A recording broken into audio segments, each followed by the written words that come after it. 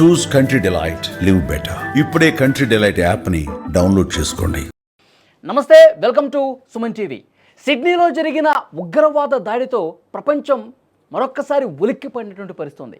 Same పెహల్గాంలో ఏ విధంగా అయితే దాడి జరిగిందో అదే రకంగా సిడ్నీలో అక్కడ యూదులు సెలబ్రేషన్ చేసుకుంటా ఉన్నారు. హనుక్కా వేడుక జరుగుతోంది. ఆ వేడుక జరుగుతున్న సందర్భంగా తండ్రి కొడుకులు ఇద్దరు వచ్చేసి దాడి చేసి 16 మందిని చంపేసినటువంటి పరిస్థితి ఉంది. పెహల్గాంని తలపించినటువంటి ఘటన అంటే వాళ్ళ మూలాలు మళ్ళీ పాకిస్తాన్ నుంచే ఉన్నాయి ఆ ఉగ్రవాదులవి. అంటే ఒక భారతదేశమే కాదు, ఆస్ట్రేలియా కాదు, రేపు ఇంకో దేశం కూడా బలయ్యే పరిస్థితి ఉంటుంది. అయితే పాకిస్తాన్ని సపోర్ట్ చేస్తూ ముందుకు పోతున్న డొనాల్డ్ ట్రంప్ మీద కూడా ప్రస్తుతం ఈ దాడి తర్వాత విమర్శలు వస్తూ ఉన్నాయి. ఇంకా ఎన్నాళ్ళు సపోర్ట్ చేస్తారని. సో దీని మీద మనం ఖచ్చితంగా మాట్లాడాల్సిన అవసరం ఉంది. రిటైర్డ్ ఆర్మీ సోల్జర్ ఈశ్వరరావు గారు ప్రస్తుతం మనకి లైవ్ కాల్లో జాయిన్ అయ్యారు. వారితో మాట్లాడదాం. ఈశ్వరరావు గారు నమస్తే అండి. నమస్తే అండి. వాళ్ళు సెలబ్రేషన్ మోడ్లో వాళ్ళ పండుగ వాళ్ళు చేసుకుంటుంటే తండ్రి కొడుకులంట పాకిస్తాన్ ఉగ్రవాద మూలనే అందులోకి చొరబడిపోయి గన్తో విచక్షణారహితంగా కాల్పులు జరిపి 16 మంది స్పాట్లో చనిపోయారని, ఇంకా 36 మంది ఆసుపత్రుల్లో చికిత్స పొందుతున్నారు. ఎలా చూస్తారు సార్? అంటే పాకిస్తాన్ ఎక్కడ ఉగ్రవాదం జరిగినా అక్కడ పాకిస్తానే కనిపిస్తూ ఉంది.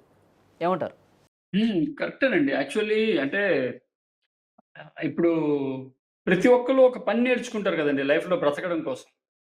మన మన విద్యని, మన జ్ఞానాన్ని ధనంగా మార్చే ప్రక్రియలో మన జీవనోపాధి క్రియేట్ చేసుకుంటారు కదా! ప్రతి ఒక్కరు. మీరు యాంకర్‌గా వర్క్ చేస్తున్నారు.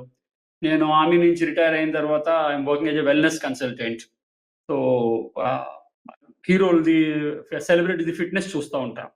సో, ఇలా ఎవరు వాళ్ళ జ్ఞానం నేర్చుకొని తద్వారా వాళ్ళ జీవనోపాధిని క్రియేట్ చేసుకుంటారు. అలాగే పాకిస్తాన్ అనే దేశం తన జీవనోపాధినే ఉగ్రవాదం మీద క్రియేట్ చేసుకుందనమాట. ఇప్పుడు పాకిస్తాన్ అనే దేశానికి ఇప్పుడు భారతదేశం ఉందనుకోండి, టెక్నాలజీ వైజ్ ఉంది, అగ్రికల్చర్ వైజ్ ఉంది, అడ్మినిస్ట్రేషన్ వైజ్ ఉంది. అలా ప్రతి ఒక్కళ్ళు స్వతహాగా బ్రతకడానికి ఒక పని ఎంచుకుంటారు కదా! అలా పాకిస్తాన్ ఉగ్రవాదాన్ని ఎంచుకున్నట్టుంది. అంటే దాని చరిత్ర తీసుకుంటే మన నుంచి వేరుపడ్డ తర్వాత ప్రపంచాన్ని ఆకర్షించడానికి, డబ్బు సంపాదించడానికి పట్టుకున్న ఒక వక్ర మార్గమే ఉగ్రవాదం. మెయిన్ ఇండస్ట్రీగా చేసుకున్నారనమాట. అది ప్రపంచం అర్థం చేసుకోవాలి. మెజారిటీ వరల్డ్ అర్థం చేసుకుంది. ఇక్కడ కొన్ని అమెరికా లాంటి దేశాలేంటంటే అది అందరికీ తెలిసిందే గదా! అది బూచి చూపిచ్చి ఆహ్, తన పబ్బం గడుపుకునే దేశం అది. సో, అలాగా ఆహ్, ఏషియాలోని తన తాలూకా ప్రాబల్యం చూపిద్దాం అన్న క్రమంలోని అటు చైనాని, ఇటు ఇండియాని ఎదుర్కోవడం కోసమని పాకిస్తాన్‌ని మధ్యలోకి తెస్తా ఉంటది ఎప్పుడు అది. సో, వాళ్ళకి తెలుసు, అమెరికన్స్‌కి తెలుసు ఇది తప్పు చేస్తున్నాం, తప్పని. దుర్మార్గమైనటువంటి చర్యలు కళ్ళ ముందు కనిపిస్తున్నాయి కదా సార్. వాళ్ళు ఎంత దారుణంగా చేస్తూ ఉన్నారు. వాళ్ళు పెంచి పోషించిన ఉగ్రవాదులే దేశం లోపలికి చొరబడి మరి ఇంత దారుణం చేస్తుంటే అగ్రరాజ్యమైనటువంటి అమెరికా వాళ్ళు ఎంత సపోర్ట్ చేస్తున్నా సరే ఇలాంటి వాటిని తీవ్రంగా ఖండించి పాకిస్తాన్ మీద ఒక సీరియస్గా మాట్లాడిన పరిస్థితి ఎందుకు ఉండట్లేదంటారు? అదేనండి. అది మానవత్వం ఉన్నవాళ్ళు, అది నిజమైన వ్యక్తిత్వం ఉన్న వ్యక్తులు చేసే, సంస్కారవంతులు చేసే పని అది. అది అందరి దగ్గర ఆ సంస్కారం ఉండదు. అది ట్రంప్ లాంటి వాడి దగ్గర అసలుండదు. ఆయనకేంటంటే ఆయన కుర్చీ, ఆయన గెలుపు, ఆయన వ్యాపారాలే ముఖ్యం ఆయనకి. ప్రపంచం ఎటుపోయినా ఆయనకు అనవసరం. ఈవెన్ అమెరికన్‌లు ఎటుపోయినా అనవసరం ఆయనకి. తమ దాకొస్తే తెలీదంటారు గదా! అది ఆ నొప్పి. సో, అలా తనకి తెలుస్తది ఒక రోజు అంతే. దెన్ దెన్ దే పాకిస్తాన్‌లో చేంజ్. ట్రంప్ వ్యాపార కార్యకలాపాలు పాకిస్తాన్‌లో బాగా ఉన్నాయని చెప్పి ఒక చర్చ ఉంది సార్. నిజమేనది? ఐఎమ్ నాట్ వెరీ అవేర్ అండి. But he is a business man then politician కదండీ. ఫస్ట్ బిజినెస్ మ్యానే ఆయన. సో, ఆయన ప్రపంచం అంతా ట్రంప్ టవర్స్ అని అది కన్‌స్ట్రక్షన్ కంపెనీ ఉంది. They do very well actually. And he no need to be this all stupid things actually. But I don't no why they are doing. But he have అండి. World అంతా ఆయనకి మంచి బిజినెస్‌లు ఉన్నాయి. He is a very good business man. So, but as a human being ఆయన ఇంకా cleanse అవ్వాలండి. According to my perception as a soldier and as a socialist and a nationalist. So, it's my perception to మనిషి ప్రక్షాళన చెందాలండి. ఎప్పుడు డబ్బో, లేకపోతే అధికారమో, కుర్చీయో గాదు. మానవత్వాన్ని కాపాడాలనే దృక్పథంతో పనిజేయాలి. యాక్చువల్లీ ఆర్మీ మాకదే నేర్పిస్తది. So, army not offensive training, it's a defensive training. మాకు ఒక దేశాన్ని సమాజాన్ని స్వయంగా మమ్మల్ని మేము ఎలా కాపాడుకోవాలో ట్రైనింగ్ ఇస్తది మాకు. So as a soldier I'm very against of these all things అండి. వాట్ ఈస్ హ్యాపెనింగ్ సో ముందు పెహల్గాంలోనే గానీ అంతకన్నా ముందు జరిగిన అమెరికా దాడులే అండ గానీ చూసుకునే డొనాల్డ్ ట్రంప్ మద్దతు చూసుకునే ఈ విధంగా రెచ్చిపోతుందా పాకిస్తాన్? ఈ డౌట్ చాలా మందిలో ఉంది. ఎందుకంటే మన ఆపరేషన్ సింధూర్ జరిగినప్పుడు తర్వాత పరిణామాలు ఒకసారి చూస్తే ఆసిమ్ మునీర్ని వైట్ హౌస్కి పిలిపించుకోవటం, ఆయనకి లంచ్ పార్టీ ఇవ్వటం, తర్వాత ఇప్పుడు రీసెంట్గా ఆ ఆసిమ్ మునీర్ CDF అయిపోయాడు, చీఫ్ ఆఫ్ డిఫెన్స్ ఫోర్సెస్ అయిపోయాడు. అక్కడ ఒక స్పెషల్ పోస్ట్ వచ్చేసింది ఆయనకి. అంటే ఇవన్నీ చూస్తుంటే అమెరికా మద్దతు ఉంది పాకిస్తాన్కి, అందుకే మా అడ్డేమీ లేదన్నట్టుగా పేటరేగిపోతున్నారా? ఇట్స్ ఓపెన్ సీక్రెట్ అండి. It's open secret. అది ఆహ్, దానికేమి అంటే దానికేం కొలమానాలు అవసరం లేదండి. అది క్లియర్‌గా కనబడుతుంది కదా! చిన్న పిల్లలకు కూడా అర్థమవుతది. లేకపోతే పాకిస్తాన్ దగ్గర ఏముందండి యాక్చువల్లీ. ఇట్స్ లైక్ అది బంద్ అయిపోయే దుకాణం అది. దాన్ని అమెరికా సపోర్ట్‌తోనే నడుస్తుంది. ఏమైనా వాళ్ళ ఎకనామీ నడుస్తున్నా, లేకపోతే అడ్మినిస్ట్రేషన్ నడుస్తున్నా అక్కడ. అమెరికాయే గదండీ రూల్ చేస్తుంది పాకిస్తాన్‌ని. పాకిస్తాన్‌లో రూలర్స్ ఎవరున్నారు? పాకిస్తాన్‌లో ఆర్మీ ఎక్కడుంది? అదెప్పుడో చచ్చిపోయిందండి. అక్కడ ఏమైనా చేస్తుందంటే చేస్తది. ఐఎస్ఐ కూడా ఫండింగ్ అంతా బయట నుంచి వస్తది.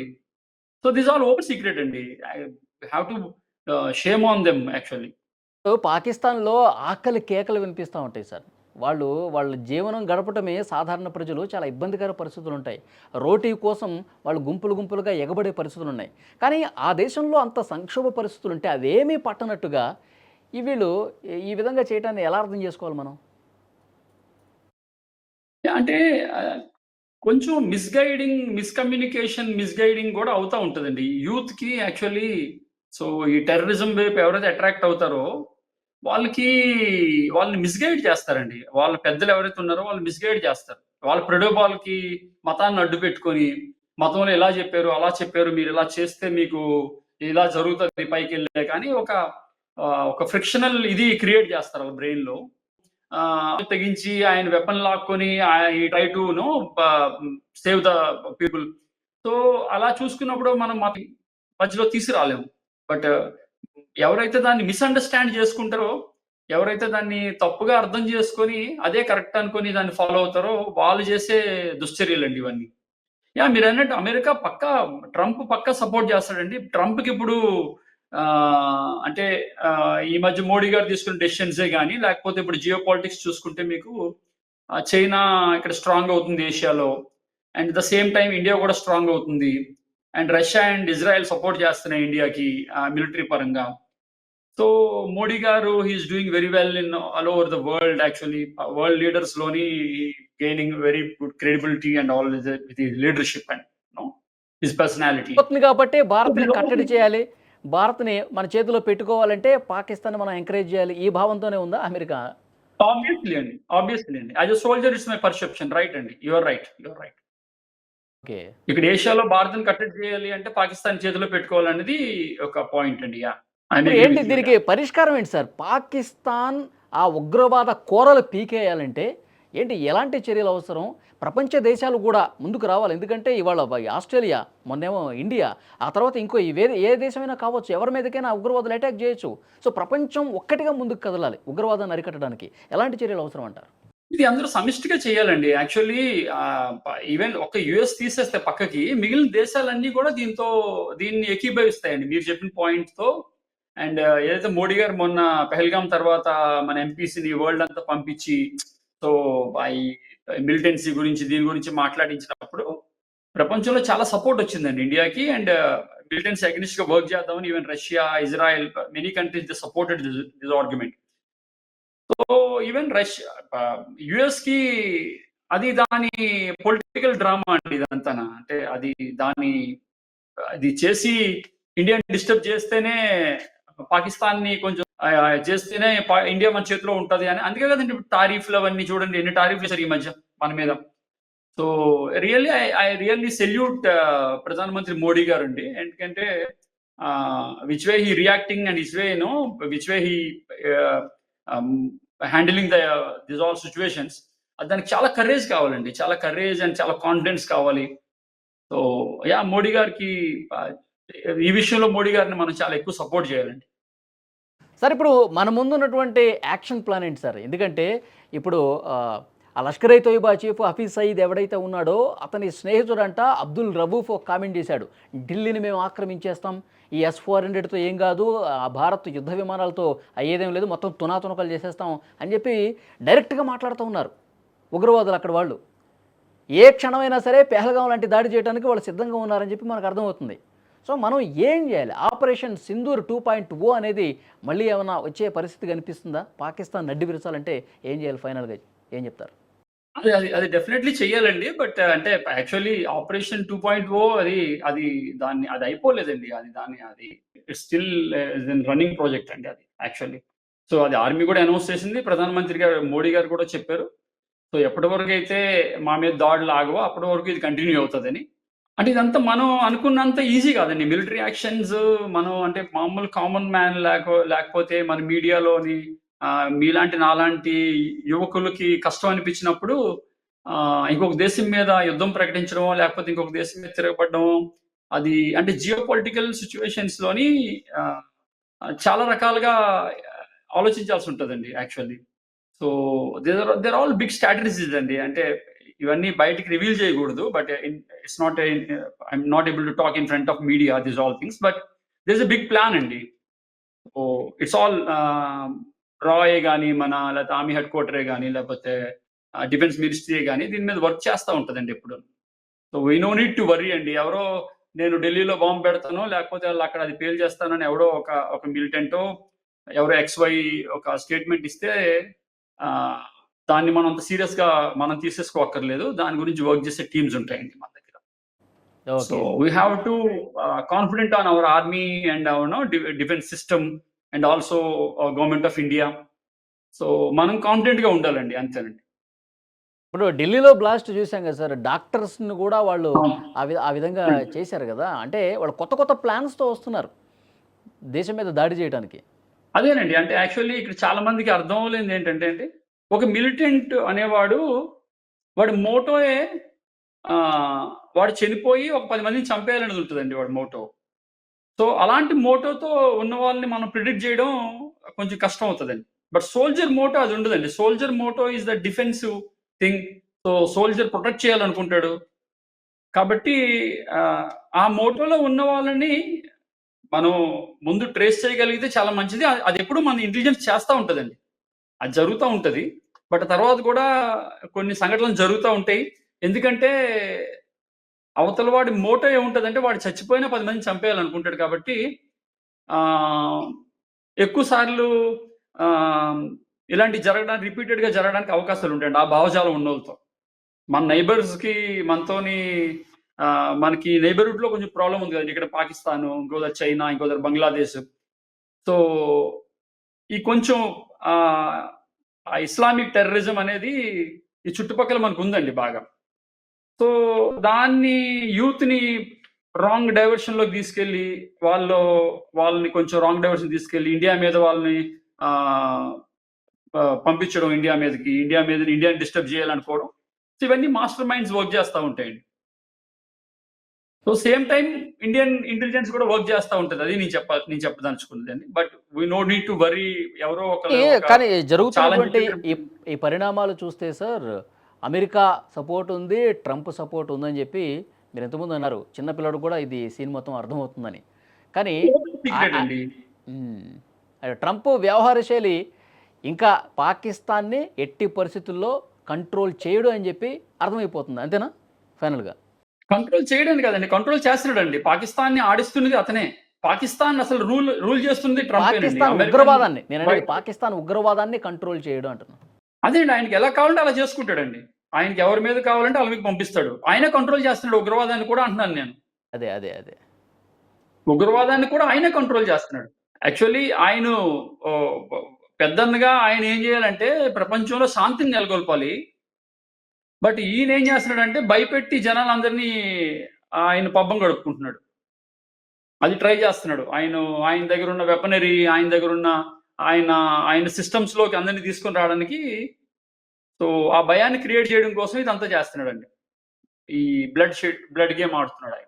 సో చూద్దాం సార్ నెక్స్ట్ పరిణామాలు ఎట్లా ఉంటాయన్నది. ఇక్కడ పిక్చర్ అయితే క్లియర్ అయిపోతుంది. పాకిస్తాన్ ఇంకా ఇవాళ ఆస్ట్రేలియా, రేపు ఇంకో దేశం అయినా ఆశ్చర్యపోవాల్సిన పని లేదు. కానీ చాలా సీరియస్గా ప్రపంచ దేశాలన్నీ కలిసి ముందుకు రావాల్సినటువంటి అవసరం ఉందని చెప్పి ఒక బలమైన పాయింట్ తెర మీదకి వస్తుంది. చూద్దాం నెక్స్ట్ ఏం జరగబోతుందో. ఆబ్వియస్లీ అండి, ఆబ్వియస్లీ. యా, చాలా మంచి ఇన్ఫర్మేషన్ ఇచ్చారు సార్. యా, ఇది యునైటెడ్ గా చేయాల్సిన పనేనండి. ఏదో ఒక నేషన్, ఇండియానో లేకపోతే వేరే ఇజ్రాయెల్ లేకపోతే రష్యానో ఒక నేషన్ చేసేది కాదండి. యాక్చువల్లీ ఇది యునైటెడ్ గా చేయాల్సిందండి. ఇజ్రాయిల్ అండ్ పాలస్తీనా దెబ్బలాడుకున్నా, లేదా ఇంకొక 2 కంట్రీలు దెబ్బలాడుకున్నా, వాళ్ళ పొలిటికల్ వాళ్ళ బార్డర్ ఇష్యూస్ లేదా వాళ్ళ పర్సనల్ ఇష్యూస్ ఉంటాయండి దానిలో. బట్ ఇది మిలిటెన్సీ అనేది యావత్ మానవ జాతికి సంబంధించింది కదండి. సో వరల్డ్ అంతా రియాక్ట్ అవ్వాలండి దీని మీద. వరల్డ్ లీడర్స్ అందరూ రియాక్ట్ అవ్వాలి. ఇప్పుడు అవుతారు కూడానండి నాకు తెలిసి. అంటే భారత్ గతంలో కూడా పాకిస్తాన్ బుద్ధి ఎలాంటిది, అది ఉగ్రవాద కర్మాగారం, ఉగ్రవాదాలను తయారు చేస్తుందని చెప్పి మన ఎంపీలందరూ కూడా వెళ్ళి తిరిగారు, చెప్పారు, మాట్లాడారు, వింటున్నారు అంతే. కానీ మనతో కలిసి వచ్చి పాకిస్తాన్ని కట్టడి చేయాలని చెప్పి బలంగా రావట్లా, అది వచ్చిన సమస్య. అదే చెప్పానండి, జియో పొలిటిక్స్ సినారియోస్ లో ఒకరికి ఇప్పుడు మీరు రైటు అని మీరు నిజమైనా సరే నేను నిజాన్ని ధైర్యంగా నేను చెప్తే మళ్ళీ నాకు కొంతమంది అగెనిస్ట్ అవుతారు, నాకు థ్రెటనింగ్ క్రియేట్ అవుతుంది అని ప్రతి మనిషి ఆలోచిస్తారు. అదే ప్రతి నేషన్ ఆలోచిస్తుందండి. సో అలాగా వాళ్ళు they try to manipulate things అన్నమాట. సో ఎవ్రీథింగ్ ఇస్ డిప్లొమసీ అండి, అంతే. సో పొలిటికల్ సినారియోస్ లోని డిప్లొమసీ ఉంటుంది. బట్ ఏదేమైనా సరే యాజ్ అ సోల్జర్ నేను నమ్మేది ఏంటంటే అండి, ఎప్పుడు ధర్మం గెలుస్తుందండి. ఫైనల్లీ మనకి రాముడే గెలిచాడు, రావణాసురుడు గెలవలేదు.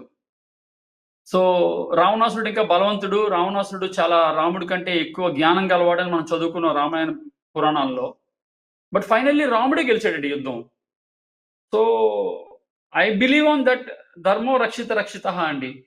We know need to worry too much negative గా ఆలోచించాల్సిన అవసరం లేదు. ఇవన్నీ భారతదేశానికి ఏం కొత్త కాదు. ఇంతకన్నా పెద్ద ఇన్సిడెంట్స్ నుంచి కూడా మనం చాలా సమర్థవంతంగా మనం తట్టుకొని నిలబడ్డాం. అండ్ మన మిలిటరీ ఫోర్సెస్ చాలా స్ట్రాంగ్ మిలిటరీ ఫోర్సెస్ మనకు ఉన్నాయి, వెరీ ఎక్స్పీరియన్స్డ్ మిలిటరీ ఫోర్సెస్ మనకు ఉన్నాయి. And yeah, we have good leadership. ఇప్పుడున్న లీడర్ కూడా చాలా మంచి లీడర్ ఉన్నారు మనకి, మోడీ గారు. So we know need to worry అండి. సరౌండింగ్స్ ఇంత పెద్ద ఇలాంటి నైబర్స్ ఉన్న దేశంలో మన దేశం మనం చాలా బాగా మన దేశంలో అడ్మినిస్ట్రేషనే కానీ లేకపోతే లా అండ్ ఆర్డరే కానీ అన్ని చాలా కంట్రోల్లో ఉన్నట్టు నా అభిప్రాయం అండి. యాక్చువల్లీ చాలా బాగున్నట్టు మనం actually comparatively other nations in the world, వేరే దేశాలతో మీరు కంపేర్ చేస్తే. ఓకే సార్, మీరు ఒక మంచి పాయింట్ చెప్పారు, ధర్మమే గెలుస్తుంది ఎప్పటికైనా అని. సో డెఫినెట్గా మీరు చెప్పింది 100కి 100% నిజం. అది పాకిస్తాన్ ఎప్పటికైనా సరే కొంచెం లేట్ అవ్వచ్చేమో కానీ తప్పకుండా ఓడిపోతుంది. ప్రపంచం ముందు దోషిగా నిలబడే రోజు అతి త్వరలోనే వస్తుంది. ధర్మం మన వైపు ఉంది కాబట్టి. మంచి information, thank you very much. ఏదో ఒక రోజు మనమే వాళ్ళని కలుపుకోవాల్సి వస్తుంది చూడండి. మళ్ళీ ఒక రోజు వచ్చి మనల్ని కలుపుకోవాల్సి వస్తుంది, మనమే వాళ్ళని కలుపుకోవాల్సి వస్తుంది. Okay, yeah, in the future it will be happening. Yeah, thank you very much. Chance లేదు. థ్యాంక్ యూ వెరీ మచ్ అండి. Thank you.